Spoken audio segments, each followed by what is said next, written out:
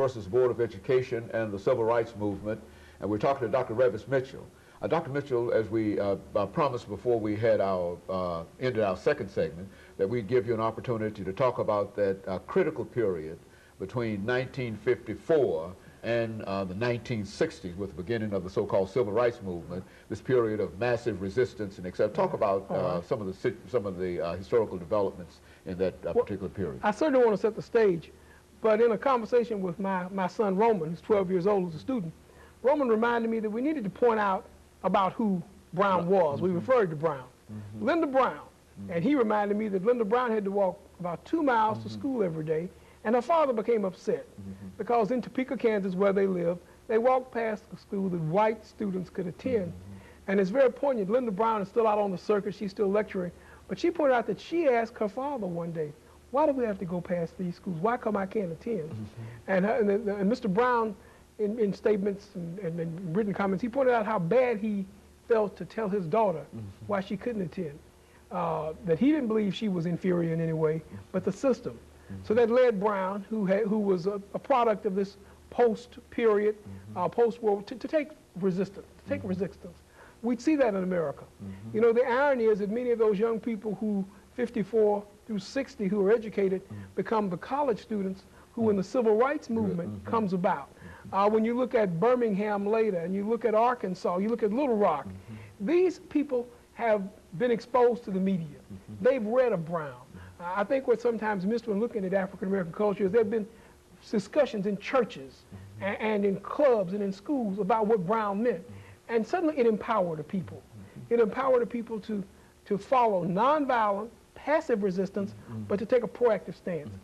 You know, what the Civil Rights Movement really did with the use of the media, it made the world and it made America look at how it was treating its African-American counterparts. How dogs would be sicked upon people, how people would be forced to walk and couldn't ride buses. And all these people were asking for was a God-given right to the American dream. Dr. Mitchell, let me interrupt you because in 1960, when you talked about that incident of the dogs and etc., being a student at AM&N College in Pine Bluff, Arkansas, a freshman student, never having taken a pen in hand before to write any kind of statement before in my life. I wrote a little piece of information to the Arkansas Democrat. And the only thing it said was fine example that we're showing to the rest of the world and sign my name. And they published that. And it was from that inspiration alone that I became convinced that I had to tell the story of the African Americans. You see, I think that, and that has been replicated in so many instances. Here in Nashville, Tennessee, you know, so much civil rights activities would take place here with students working to desegregate the lunch counters. But Nashville's population, Nashvillians, responded to a quiet demand, not a violent demand, but a quiet demand. But just what you said, why are you treating me this way? How come I can come in a store and purchase commodities, purchase a suit, but I can't sit down and have a cola? You know, what have I done? What is my endemic inferiority? Or really said to America, why are you afraid to enter into things with me equally? From the Civil Rights Movement, we have fast progression to Brown, even the present day. And so many institutions which African Americans hold dear, it appears, are under attack. We never demanded the creation of historically black colleges. Historically black colleges were set up in the period after the Civil War for African Americans.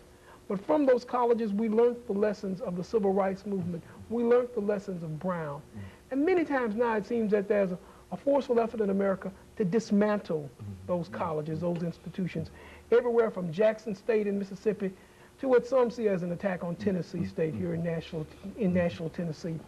You know, why suddenly is it wrong to have a place for people who have been denied to understand